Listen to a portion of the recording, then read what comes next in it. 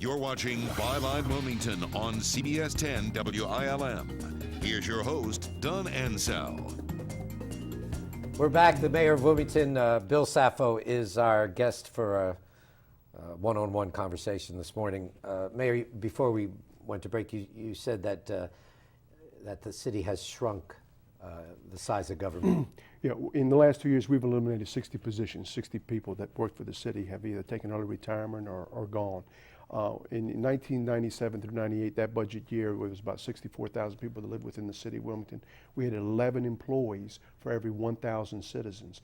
Today's budget, we have 9 employees per 1,000 citizens with a population of over 100,000 people. So we've actually shrunk the size of our employment base. And this is taking into consideration after the fact, those people that have left the city that went to the Water and Sewer Authority. These are actual city employees that come from the general fund budget. Just before the break, I said that I read a survey recently, and it was astounding to me that a majority of citizens don't trust government on any level, local, state, Sure. federal. They say they don't trust what they say. They don't trust their ability to manage things, to make good decisions, and to be truthful and transparent. Sure. How do you answer that? What's your reaction to that? Do you blame them? In many respects, citizens are told over and over again every election year, we're going to cut your taxes. And then they see spending continue to increase. At the local level, especially this level, the municipal level, we have to make tough decisions. When we cut, we have to cut. And when we increase spending, we increase it, and you can see it. At the federal level, when you don't have to balance budgets, you don't have to make those tough decisions until maybe a couple years down the road, you can say to somebody, I'm going to cut your taxes, and you can continue to increase the spigot as far as spending on the other side. And when that bill comes due, through borrowing or through printing of money, and when that bill comes due, people say, wait a minute, you told me you were going to cut the size of government, you're going to do this, and you're going to do that. And I just think there's a tremendous disconnect with the people, especially I think at the federal level, because a lot of people don't go to halls of Congress. They don't go to committee hearings.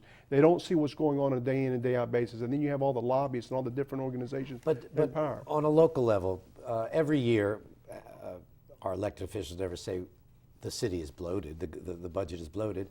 And then when cuts come, the voters think, well, I thought it wasn't bloated. How did you make cuts? Yeah. Well, we have to prioritize too, Don. And obviously, there's a lot of things that all of us would like to see happen in Wilmington, and a lot of great projects that are out there. A lot of people come to us with all kinds of different things. But we have to prioritize as to what we think are the basic needs and necessities for the city, and address those concerns first. And then if we do have any money left, what we do think will have a big impact or an economic impact for our community going forward. And obviously every 2 years you have a new city council that gets together, reconvenes, and sets priorities based on what they went through in the election process. My first term on council, the number one priority at that time was economic development. Lately has been more of parks and recreation and transportation initiatives that we move forward. Do you think people have come to expect too much services from government on every level? I think so, but it's just like anything else in life.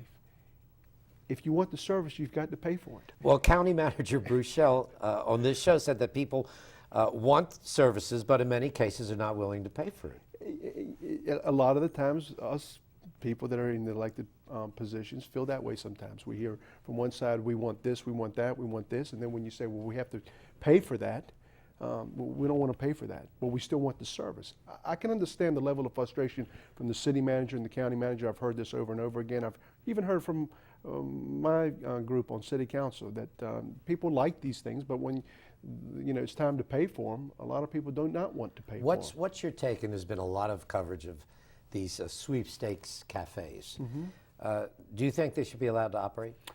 Well, I think that the state should regulate them in some way, shape, or form. They say they're not gambling, they are gambling, and I think that it should be regulated and some sort of oversight be brought to them by the state of North Carolina. Because if they were taxed heavily and zoned appropriately, it could help generate revenue, couldn't it? Absolutely, and I think that there's communities around the state that have taken advantage of that.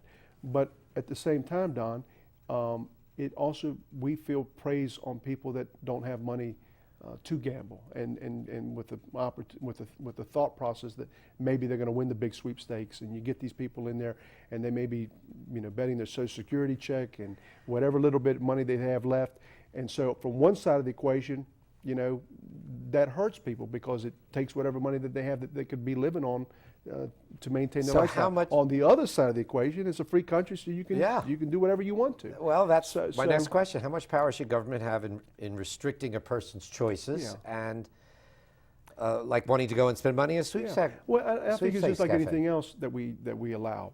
I think that you should allow it in certain areas with certain restrictions, with certain regulations. So you'd be in favor of that? Yeah, and I think the city council right now, tonight, will be passing an ordinance with some regulation as to where we will allow the sweepstake parlors to operate. I think the concern that city council had was that they were proliferating all over town. I think there were over 50-some sweepstake cyber cafes that were opening up, and we had complaints from neighbors, and as usually what happens is when we have those type of complaints and that kind of proliferation, council takes some sort of action. And sometimes we overreact, but I think in this process we've taken our time, we've looked at the situation, we've studied it, we've had good debate on it, and I think we'll come out with some kind of ordinance that'll be fair. Can you control them through zoning?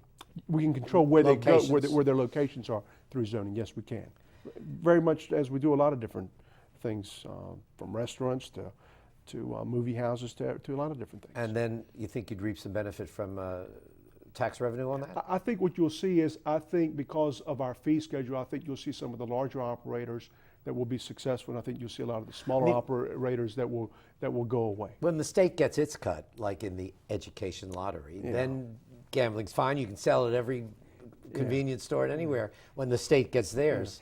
And I think that you're starting to see this throughout a lot of states in the union that are using gambling, unfortunately, in some cases, to fund budgets and take care of their budgetary situations. And whether that's a good policy or bad policy, I don't know, but they don't want to put it on property taxes, and they don't want to put it on income taxes, so they're trying to find other avenues to tax to be able to fund some of these initiatives that all states have around the country. We're going to take another break. We'll come back with Mayor Bill Saffo. When we come back, we're going to talk about growth. How big is big? How big do we want to be? Do we want to be Myrtle Beach, or do we want to be Charleston, or who are we? That's coming up next with the mayor when we come back.